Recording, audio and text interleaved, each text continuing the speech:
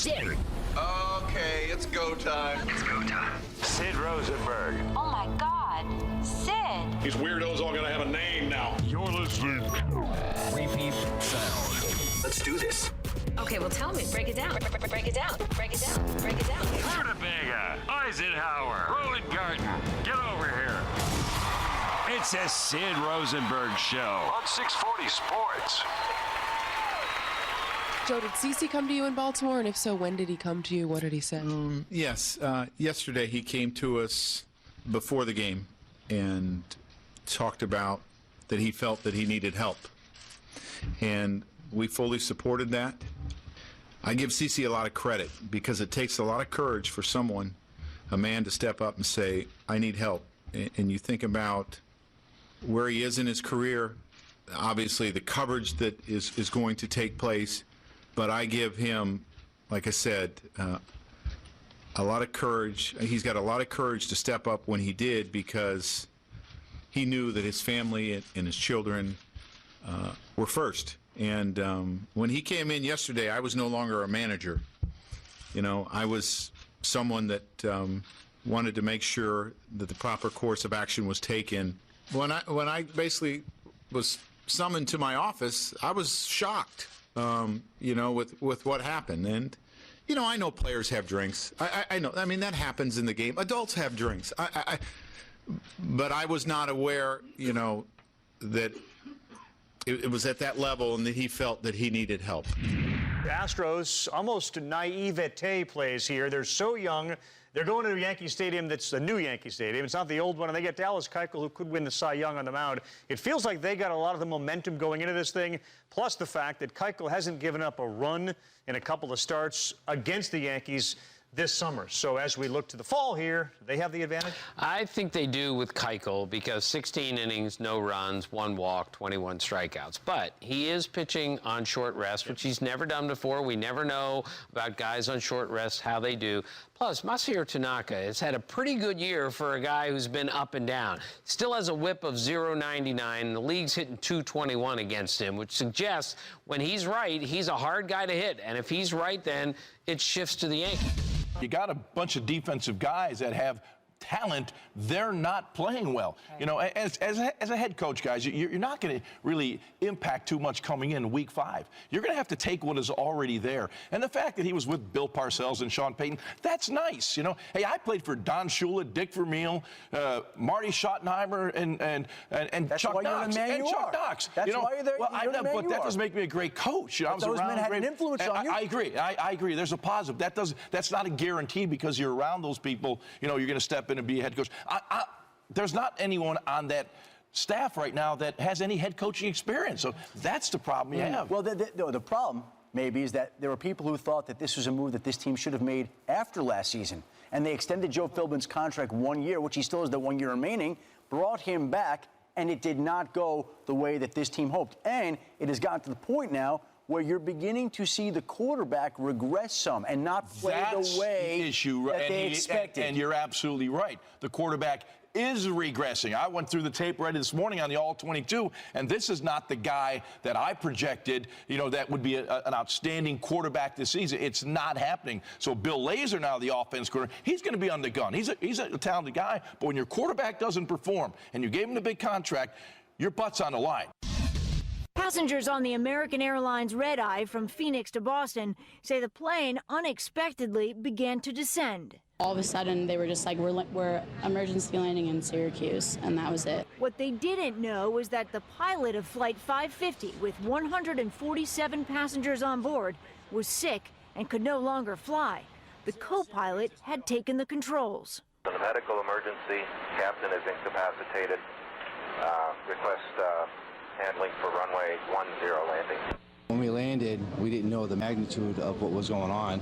All we saw was the fire trucks, the EMS. Hours later, on a new flight to Boston with a new crew, weary passengers were told the pilot died.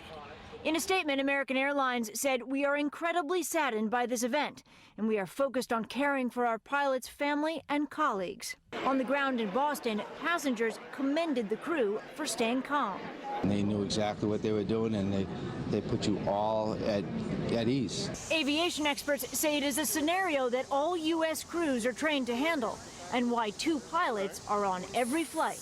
That's why we train. When you do something over and over and over again, it becomes routine under adversity. Pilots rarely get sick or die in flight, but aboard Flight 550, the co-pilot was ready and landed the plane safely. Police say Kirsten Cervini was with 2 men in the hours before her death, one who lives in the building just behind me on West 16th Street. Police are still out here tonight, keeping guard at the building where Cervini was found wedged between the building and unconscious on Sunday morning. She is a 38-year-old married mother of 3 who police sources say likely overdosed after a long night of drinking and doing cocaine. Well, that was one of my first thoughts, that, she looked like somebody who had been out partying a very long time. This woman, who doesn't want to be identified, lives directly across the street from the building where Kirsten Cervini's body was found. Police sources say Cervini was in the city Saturday night partying with friends, first at a hotel, then at a Lower East Side bar. Sources also say surveillance video shows Cervini entering this Chelsea apartment building with a male TV producer friend around 4:30 Sunday morning. 4 hours later, that same video shows her limp body being carried out by that friend and another man who lives in the building. Investigators say the friend called 911, but the 2 men left Cervini in the doorway before help arrived. Police sources say the man who lives here is a drug dealer, and Cervini and her friend stopped by to score cocaine. Preliminary autopsy results are inconclusive, but it's unlikely anyone will be criminally charged. Cervini lived with her husband Andrew and their 3 kids in Manhasset, Long Island, and she was a dermatologist at this office in Williston Park. Cervini recently bought flowers from the florist next to her office. Workers call her outgoing and cheerful. There's a rumor President Obama might go to Roseburg, Douglas County. The funeral starts Thursday, and I guess they will extend into next week. How will the president be treated if he does indeed travel to Roseburg? Well, I think the president, first of all, is not welcome in the community, and that isn't just my opinion. We've talked to dozens upon dozens of citizens, some family members of the victims, our elected officials, and you may have a copy. If you don't, I'd be happy to read from it on the air, that our Douglas County commissioners, along with our Douglas County elected sheriff, who is very popular, and our chief of police, all came to a consensus language about him not being welcome here to grandstand for political purposes. All right, and I'd be happy to read that or don't share it. read it, but just encapsulate why they don't want President Obama to come. Well, the bottom line, Bill, is that a number of people believe that when the president opened his press conference, we still haven't finished counting the bodies on the campus right behind me. We haven't identified whose children were killed and whose were not. And even at that same moment, he is saying some people will accuse me of politicizing this issue. And he goes on to say, but it should be. So he not only acknowledged that it could be politicized, he was doing so deliberately. So now he wants to come to our community and stand on the corpses of our loved ones to make some kind of a political point. And it isn't going to be well received, not by our people, not by the families, and not even by our elected officials. My most memorable year is 2015. It's by far the best year I've had. The year started, I was in Afghanistan on deployment, and now I'm here, and just all the crazy things that have happened in between. Anthony and I were on vacation in Europe. We decided to all meet up in Amsterdam, and that's when everything unfolded. We had been riding trains all throughout our Europe trip before that, so it was just like another normal day. And then there's a gunshot and some glass broke, so I turn around to see the gunman coming into the train. Alex kind of hit me on the shoulder and he said, go get him. And the next thing you know, we're running at him. You hear terrorists all the time in America, but it's on the news. You never think you'll be a part of anything like that. Before the deployment, I was going to go back to college. Ever since the train, I mean, all of that's been thrown out the window, basically. And then, of course, meeting the ambassador, the French president, Obama, Arnold Schwarzenegger, all the accolades and awards we've received, and the year's not even over yet. So it's just far and away the best year of my life. 1174 on active shooter at UCC. ABC News is reporting 10 dead at Umpqua Community College. Once I found out about the shooting, I just started calling all my friends and family. I felt totally helpless, like there was nothing I could do.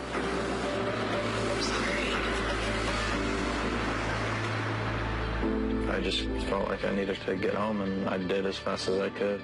This is where I went to college, and this is where I was planning to return to college. It's where I felt like I belonged right now. Being here under these circumstances, it just doesn't feel the same. I mean, this isn't the quiet town that I left. I mean, I would have had classes that day. It's honestly the strangest emotions I've ever felt, because even the train made more sense than this does. It's just a disarming feeling because you can't do anything about it. I mean, there's nothing you can do. Well, this week has been really hard.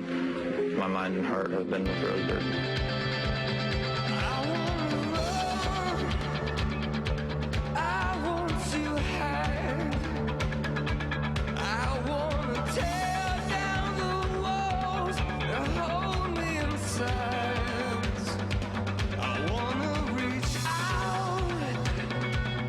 Touch the flame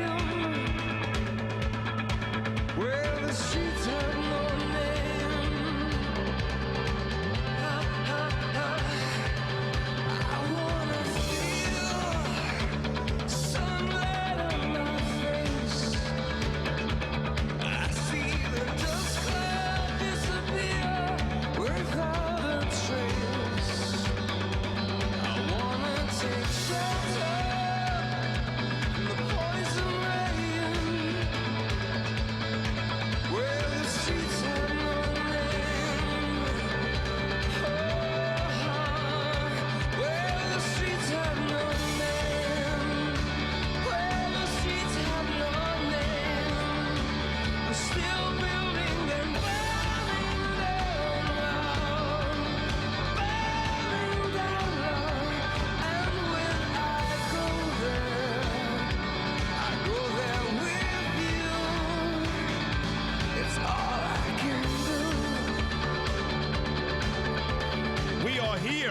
My God, is there a lot to talk about? I don't even know where to start, man. I don't even know where to start. When we got off the air yesterday, we were under the impression Joe Philbin would get fired, and he did. CC Sabathia, his issues now with the New York Yankees, about to host a one-game playoff in the Bronx against the Houston Astros later on tonight. That's a big story. Those are the big sports stories, obviously. There was some controversial call last night in the Seahawks' 13-10 win over the Lions on Monday Night Football, of which I watched a total of 0 seconds. 0 seconds. No, just not interested. I don't know. I don't know. I mean, I'm very excited about tonight's Yankee game. I'm very excited about even the Cubs and Pirates tomorrow. I'm certainly jacked up about the Mets and Dodgers on Friday. I'm very excited about the Giants and 49ers on Sunday. I'm really excited about the Panthers home opener against the Flyers, which I'll be at this Saturday night. But I can't. These other sports stories that don't invite. See, I can never do a national sports show. I don't care. I don't care that Alabama whooped up Georgia, or that the Gators whooped up on Ole Miss, or that the Seahawks had to hold on against Detroit. Even this morning, Ricky, well, you know I love him dearly, but almost every single day now he's got some stupid, inconsequential basketball story, is going on and on about this Kevin Durant, Stephen A. Smith. I mean, we just had 10 kids massacred in Oregon. You know, we've got all this great political stuff going on. We've got the story that was in the open about this mother, Long Island mom, this very successful dermatologist that OD'd in a rank apartment in Chelsea. And he's telling me about some back and forth between Kevin Durant and Stephen A. Smith, which, again, I know there's an audience for that. I know Dan Le Batard will spend an hour on that, and it'll be deemed great radio. Great. Great. And it doesn't even interest me a little. I don't care. First of all, Stephen A. Smith is annoying, and that's over. I don't care how successful he is. He's on Mad Dog's XM Sirius channel. He's still on ESPN. I guess he's still up everybody's ass in the NBA. And Kevin Durant is still one of the 2 or 3 best players in the league. But you talk about a guy who's got, Kevin Durant. LeBron is a big-time personality. Even Carmelo playing in New York. What do we know about Kevin Durant? He plays his home games in Oklahoma City. He loves his mom.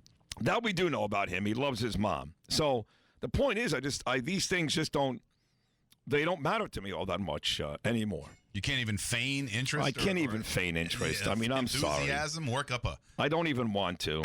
I'm perfectly okay showing enthusiasm for these other stories. I got to tell you, this story about this mom, this is an incredible story. Maybe this one bothered me because it could have been me. I don't know, but it broke my heart. Here, this 38-year-old dermatologist, a gorgeous woman, married to a really good-looking guy who's also a dermatologist, 3 beautiful kids. I believe their ages are 1, 5, and 7, living on Manhasset, Long Island. That's where Mike Francesa lives. I believe it's the highest taxed community in the country. It's gorgeous, Manhasset, Long Island. And she had a cold problem. And she'd go into the city often with her friends or without her friends and party on the weekends while her husband and kids were back on the island. And on this specific Saturday night, a couple nights ago, she met a ton of her girlfriends at some hotel in the city. I think they even rented a room. So they drank at the bar, did coke upstairs, and eventually they went to a bunch of Lower East Side bars. And then at about, 1, 2 o'clock in the morning, she has a buddy who's a big-time HBO producer. Maybe not big-time, but I know he's doing a movie right now starring James Franco about the New York porn industry, 70s, 80s, and 90s. So she calls this guy up. She's like, hey, let's get some blow and stuff. And he's got a buddy who's living in an 18th Street Chelsea apartment who's a coke dealer. So the two of them meet this guy at his apartment on 18th Street. And 4 hours later, at 8:30 in the morning, her panties are in her pocketbook. She's topless, laying in between the front door and the exit, dead from a cocaine overdose. While her husband, 3 beautiful children, are back in their palatial estate on Long Island. It is you always hear these stories about the people living double lives, and this is a lady, they say, that was very popular at the country club. She was also a great tennis player, which my wife and daughter play tennis. She also was seen often jogging, like Danielle and I do, through her community with her husband on the weekends. And it just, she's me, basically. She's a suburban mom, running with the husband, playing tennis, beautiful kids, all that. I left that life behind, and at 38 years old, she's still in it, and she's gone. And of all the stories going on right now, and believe me, I'm all caught up in the Roseburg, Oregon thing, all the politics and sports. For 2 days, that story has absolutely haunted me. In fact, John Montone, you know this, when you want to get news, especially in New York, the best news station in the whole country, well, you give them 22 minutes. All news, all the time. This is 1010 Wins. You give us 22 minutes. We'll give you the world. John Montone has been their top reporter for 100 years. John is covering this Long Island mom story Monday, the CC Sabathia story with the Yankees today, and he'll join us coming up live at 7:15 this morning from New York City. But that story, now I was on that Sunday and Monday. I know you just heard about it this morning, Stevie, driving in, listening to Michael Savage, who covered that story. Savage lives in San Francisco, but of course he has tremendous success on WABC, the station I worked at this summer in New York. And of course, when you make it in New York, you can't talk enough about that. So he's not a New Yorker now. He lives in California. But he was all over that story yesterday, which you heard the replay of this morning, right? That is right, yeah. Heard. So you came in, you were like, oh, my God. I'm like, oh, man, I'm all over this story. Yeah, you were. Basically, when you started talking about it, I'm like, whoa. I was just listening to the podcast from yesterday, Savage, on my way here. I have an hour drive, and yeah, he touched on it. He touched on it quite a bit. He wasn't talking about the Lions and the Seahawks? No, he wasn't. No. He was not. What was his take on the story? I'm just curious. No, kind of like you, just like a sad situation, successful, married, children. And he went on to say, like, the kids are going to grow up with no mother. Well, that's what my wife was furious with this lady. I mean, here, she's dead and all that. My wife, I'm not going to say what she called her, but She's like, she's out on the town. Her panties are in her pocketbook, blowing lines with an ex-con that she barely knew, and this HBO guy at some rinky apartment in Chelsea at 7:30, 8 o'clock in the morning, leaving 3 kids behind. My wife was actually furious with this lady. Well, as you were telling the story, I was just thinking that, there's the two sides to it. There's the obvious tragic side. Right. And then there's the group out there who will say there's no sympathy. There's no sympathy. Well, she should know better. Well, listen, that's the same group as Yankee fans. I mean, I can't believe the amount of idiotic and moronic Yankee fans that are taking CC Sabathia to task because he's going to rehab on the eve of a playoff game, as if there's ever a time, whether it's the playoffs or the ALCS or the World Series, that's more important than CC Sabathia's life. I mean, I can't believe the amount of assholes on Facebook that are crushing CC Sabathia today. I mean, come on. That's selfish Yankee fans. There's no other. And idiotic. It's more than selfish. It's listen, I'm an addict. We know that. I'm in recovery. We know that. And I deal with that stuff all the time. You see people on Twitter and on Facebook. If somebody disagrees with me, for example, maybe like today, I'm very, very happy that the people in Roseburg, Oregon, are taking a stance against this creep, President Obama. They don't want him there. They don't want him. They're like, hey, we hadn't even counted the dead bodies yet. We hadn't even contacted the parents yet. And this president is out there talking about gun control. We don't want him. From the most popular politicians in town to the sheriff to the chief of police, they are all on record. Bill O'Reilly last night saying, we don't want him. We don't want him here. And so that's the type of thing. I tweeted that this morning, how happy I am. And I Facebooked that. And believe me when I tell you, folks will come back and go, oh, go have a drink.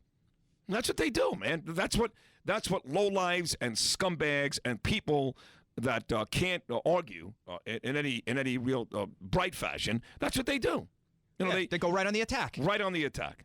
So CC Sabathia is not even pitching tonight, obviously. Tanaka's pitching for the Yankees, and Dallas Keuchel is pitching for Houston. Dallas Keuchel has completely shut down the Yanks twice this year, 21 strikeouts and no runs in 16 innings pitched. So the Yankees may not even win. If they do, of course, they'll have a date in Kansas City on Thursday and start the best-of-5 ALDS, but CC's not pitching tonight anyway. It'd be one thing if he was still the ace of the staff, like back in 2009 when the Yankees won the World Series, and you find out the day before the ace of the staff can't pitch. Even then, it shouldn't matter because life is more important than baseball. But he's like the 4th or 5th starter.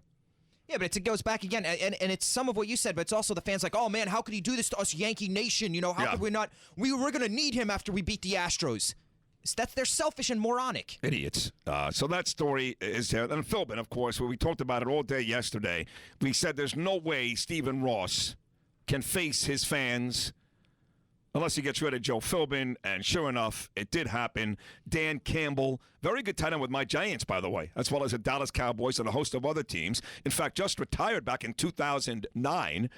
And now, of course, he becomes the head coach. There's no coaching experience there. But as you heard Ron Jaworski and Adam Schefter talking about, nobody on that Dolphin staff had coaching experience anyway. And nobody with any real experience is going to come in week 5 during the regular season. So they did what they had to do. I don't care about this choice. As far as I'm concerned, this season is over anyway. The Dolphins are 1-3 inside a division where the Bills are 2-2 and they crushed them. The Jets are 3-1 and they crushed them. And the Pats are still undefeated. So you can dig up Vince Lombardi. It ain't going to matter. So you see how the last 12 games go. If, in fact, the Dolphins win most of their games and play inspired football, maybe then this young Dan Campbell proves himself as a worthwhile hire, and you hire him. If not, you talk to one of the veterans. But right now, you had to get rid of Philbin. You had to. You had to show the fan base that losing and losing and losing was not okay.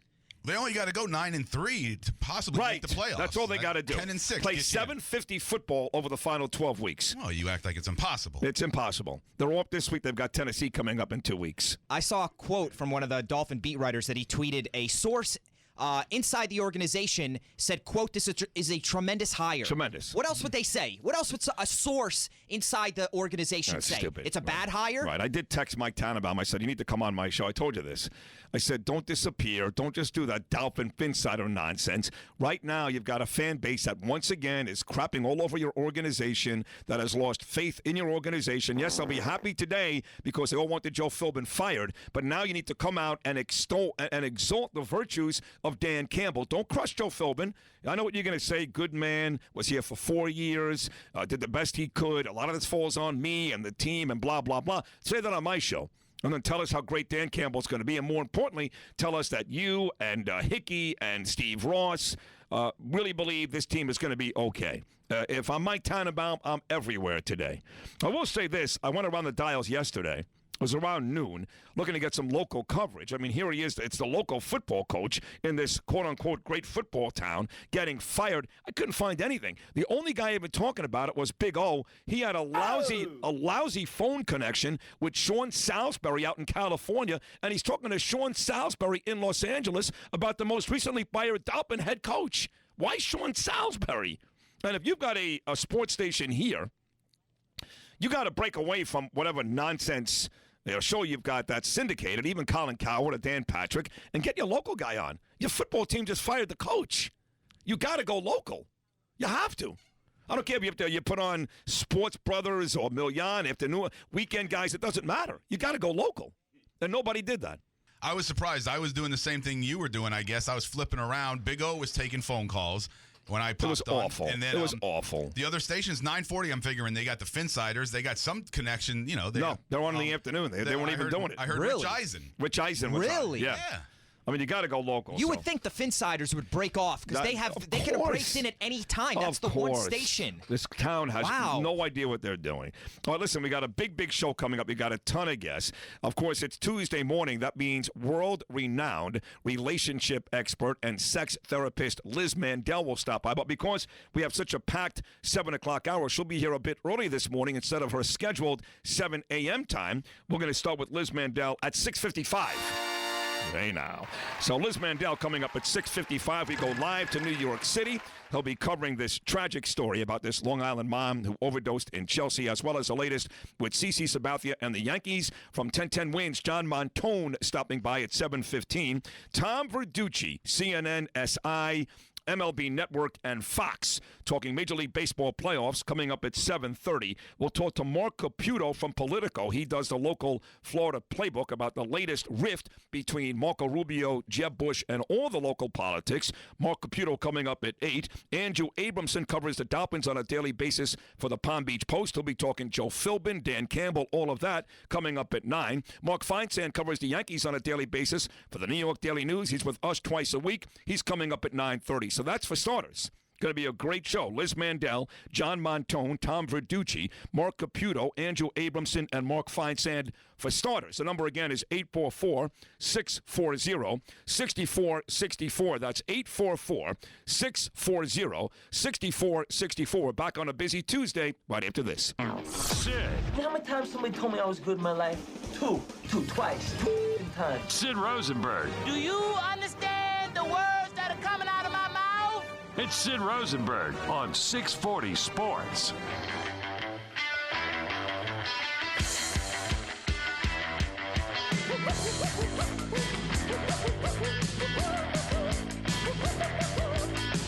You're living in your own private Idaho. Living in your own private Idaho. Underground like a wild potato. Don't go on the patio. Beware of the blue bottomless pool. It leads you straight right through the gate that opens on the pool.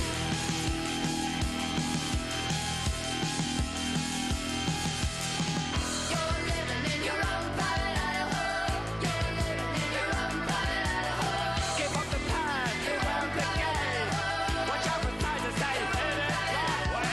Don't let the glory in your eyes blind you to the other side. And I'll wait for you at the bottom of the bottomless blue. Great song, B-52s. This is Right There with Rome as their best song. It ain't Love Shack, I'll tell you that, or Rock Lobster. Give me some more of this. Private Idaho on a Tuesday.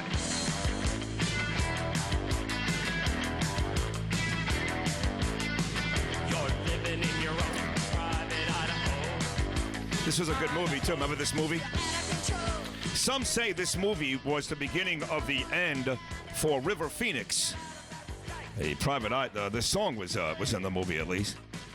The movie with River Phoenix and son of a bitch, very popular actor back in the 90s. Black hair, good-looking guy. Come on. Movie trivia. They were two druggies basically, and River Phoenix had never done a drug in his life ever, and to actually he actually said this, that during Private Idaho he would do drugs to make sure that he played the part correctly, and then we all know, of course, that eventually, talking about this lady on Long Island who died in Chelsea, he OD'd outside the Viper Room in Los Angeles and died right there after playing a set with Johnny Depp and those guys. But what's the name of that guy? He's a very famous actor. He has a lot of very famous movies. There was one in particular, series. Keanu Reeves. Yes, Keanu Reeves. Thank you. Oh, really? Okay. Yes. Speed. Thank you. Not the movie Speed, but the guy from I understand. Speed. Yes. Yeah. Well, he was in a lot of really good movies. Yeah, he had a prime. I forgot. He was in The Matrix. The Matrix. That was the one I'm looking for. That was the series he did. Then he did that movie with Patrick Swayze, High something or other, and he was in Devil's Advocate, of course. With, that's right. Yeah. But some say that was the end of River Phoenix right there. So before we get to Liz Mandel coming up in about 5 minutes, I need this computer to work. It's bothering me. There's a black screen in front of me. And then we'll go from Liz Mandel to John Montone and Tom Verducci, all in the next hour or so. The story about Roseburg, Oregon, that you heard Bill O'Reilly last night. We played some of that the folks there, the local politicians, the very popular chief of police, the very popular sheriff, don't want Obama in their town because he, in fact, while saying he didn't want to politicize these shootings, went on to politicize these shootings with that ridiculous gun control stuff. And I'll say it again for the 1,000th time, which I did also put on my social media websites, Facebook and Twitter. I am perfectly okay with stricter gun laws. But if you think that's going to stop these crazies from killing, you're a moron. There's no other way to put it. I'm sorry. I know liberals get upset. What's with the name calling? Because you're a effing moron. That's why. A moron. But go for it. Do it. Make strict gun laws just like Chicago. Thank God it's nice and safe there. So when the people of Oregon come out and say we don't want the president here, I mean, that is, God, that's strong. That's a triple orgasm, not even a really? double. Yikes. And Zemak was so excited. He was so happy about it. I mean, you had to see Zemak this morning putting in all the stories in the open, everything from the Joe Philbin firing to the latest with CC Sabathia leaving the Yankees to go to rehab to the big Yankee Astro game tonight to the American Airlines pilot dying mid-flight. The co-pilot, thank God, landed the plane safely in Syracuse. But I'll say this. Even though the Long Island lady story intrigued Zemak the most, the story you enjoyed the most, and if I'm putting words in your mouth, correct me, was this one, the people of Oregon saying no thanks to Obama. Well, like you say, so fast to come out. They said, the Oregon community, before they could even identify the bodies, this guy was 3,000 miles away making a press conference, and he jumped to make the press conference. It took him 4 days to make a press conference about what's going on in Syria with Putin walking all over him. He doesn't even mention the Chicago murders or numerous other things. The list could go on and on and on and on. Wait a couple hours, let the families find out the victims' names and let them mourn, and then maybe come out later that night. Sure. Not right away. Didn't have to be that afternoon. Didn't have to do something at 8 o'clock, right 9 o'clock at night. But right away. Right away. That's what the Oregon community said, that the bodies hadn't even been identified. And aren't liberals the ones who are so soft-hearted and worried about people and people's concerns? And the Republicans are the pricks, right? The liberals are the ones that make you think so. The warmongers and the right. So when the president comes out and shows zero compassion, I'm okay with the anger and the frustration because he should be. He should be, because these are happening, as he said, way too often. He's right. The reaction, he's right. A lot of the things that Obama said were right, and he should have left it right there. Exactly. That's it. That's where you save the gun control talk for the next day. A couple of days down the road, go over it again. But he was so angry, Eric. He said, beside himself. He said, I'm going to be blamed for politicizing this, but I am. Right. He basically said, Of course, he's the same guy that wants guns off the streets. But in the meantime, every time his darling little daughters, God bless them, they are cute kids, walk up and down the street, there were 47,000 guys with guns protecting them. Has Obama told his Secret Service and or the people protecting his kids to put their guns away? I don't think so. No. Now, has he? Well, isn't that kind of hypocritical? Oh, well, of course. Right. But I mean, at least let the situation breathe before you start yelling, "I told you so." I told you so. Right. But he didn't tell anything. Again, for the 1,000th time, he can talk till he's blue in the face. He could change every law. He could amend, do whatever he wants. It ain't going to matter. If they would have gone more with his gun control ideas earlier, this would have never happened. Never happened. No, right. no. Right. This is because you didn't listen to him. You didn't listen to me. So now more people are dying because you don't listen to me. So that's why I veto everything. That's why I take executive action every single time, because I'm smarter than everybody else. Everybody. And my sycophants, these asshole liberals, they believe it and love me, and they think I'm the greatest ever. And if I ran for a third term, you can bet your ass, whether it's Hillary Clinton or Donald Trump or Jeb Bush, if in fact they changed the laws and I can run for a third time, I would win going away. And you know what's scary about him saying that? It's probably true. Like, what are these people? What do these people? I get it. I understand how strong your political tie is to your party. Believe me, I do understand it. At least you're standing up for something, even though I think it's ridiculous, because I think both parties are rancid. What are these people seeing that I'm not seeing about this guy? They're delusional. They don't want to admit they back this guy, and he's a basically, I mean, in a way, a fraud. A lot of the things he's done and said, it hasn't been done and said, and vetoed, like you said. Iran deal, not supported, veto. That's not democratic. It's more socialism. Well, no, he's an emperor. Vote Bernie Sanders if you want more He's of a this. dictator, is what he is. He's not part of a democracy. Now, of course, he will say, and the liberals will say, well, that's because Congress and the House won't play nice. And he's trying to do some really, really good things, but they won't play nice. So. Checks and balances. It's what the Constitution was made on. Okay. Right. We just had an election, and all the Republicans won the House and Senate. Right. For reasons. For good reason. Well, how about taking the White House, too? Let's hope that happens in 2016. Well, is it going to happen?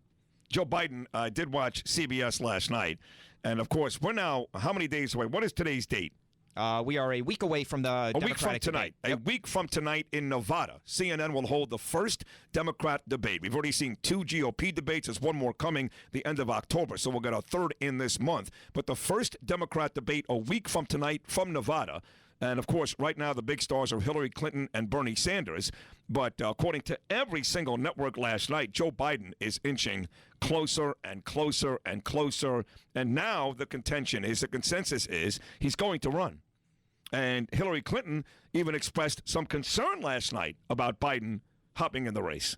Did you see that? Yeah, take some of the donors away, and it will cause a little rift. And Bernie's got some numbers up there. It's funny, though. Biden is like a 1%er every time he's tried to run for the Democratic. He was 1% he'd register at. Loser. I mean, 0%. I mean, it's unbelievable. And now he was the vice president, so now people know who he is. Right. And they say, oh, well, he's an extension of Obama, so this is good. Yeah. Right, this is great. Yeah, Hillary had an email scandal. That's all right. Biden, jump in. Yeah. Which makes you lead to believe that this guy doesn't even want to really do it. He's probably being propped up because it's taken him so long to come with a decision. No. I feel like he doesn't even want to do it.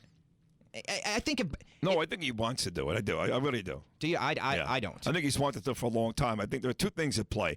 He has to wait, because if he jumps in too early, then people will say, hey, you haven't mourned the death of your son nearly long enough. I mean, Bo's not gone all that long. So he's got to be careful to remain compassionate, because he was close with his son, and they had a good relationship, and the kid, it's a tragic story. So he had to wait for that. And then really he was just waiting to see how bad it got for Hillary, and it's gotten bad. But I think months ago he was, listen, you've heard everybody say this, Steve, from Chuck Todd to Rich Lowry. When you run for president and you lose, a.k.a. Allah, I should say, Joe Biden, John Kerry, it never goes away. You want to keep trying. It is a fire that burns continuously. So I think from the first day we heard that Joe Biden may jump in, how do you think that started? Because he wanted to be president from day one. But there were some things going on that he had to wait and see what happened. So from his tragic death of his son, to just how far Hillary plummeted. But now she's doing good again, because she was very funny on SNL. I mean, CNN is so up her you-know-what. I mean... Whoa! Vagina? No, her ass. Oh, her ass. Okay, sorry. CNN all day long. I mean, they're just giving Hillary on SNL, hilarious skit. What are they talking about? It's funny. SNL. We played it yesterday, almost the whole thing in its entirety. Then I watched it again last night on CBS and CNN. It was okay. It wasn't. But CNN, that was great. 12 hours of a 6-minute skit. That's all they talked about all day yesterday. Yeah. Really? Yeah. That skit? I mean, even the 4 hours of our show with the television on here when we had CNN, that's all that came up. The headline and how funny she was, and Hillary's finally out. She was good. Well, she was. Even Donald Trump said she was good. It was good. It was good, but CNN doesn't have to give us 12 hours of coverage for it. And she owned the Today Show yesterday. The town's meeting. The town meeting in New Hampshire, yes. The whole show was that. It was her. We got a lot to cover today. Mark Caputo will cover all of that. The Democrat side, the Bush-Rubio issue now. Mark Caputo from Politico coming up at 8. Tom Verducci, CNN, SI, MLB Network, and Fox coming up at 7:30. John Montone, 1010 Wins, covering the Long Island ladies' overdose death in Chelsea. And CC Sabathia coming up at 7:15. Andrew Abramson talking about the Joe Philbin firing. That's the Palm Beach Post coming up at 9. Mark Feinsand, New York Daily News on the Yankees-Astros playoff game tonight. And the latest on CC Sabathia coming up at 9:30. But, of course, it is Tuesday. And this may be the most popular segment on the show. Yes, it is. It is world-renowned relationship expert and sex therapist Liz Mandel. She's going to discuss this lady, too. This mom from Long Island that ended up in that Chelsea apartment ODing and with her panties in her pocketbook. And of course, she was shirtless when they found her dead at the front door of that Chelsea apartment. So we're going to talk to a lot of things. Liz Mandel is coming up next.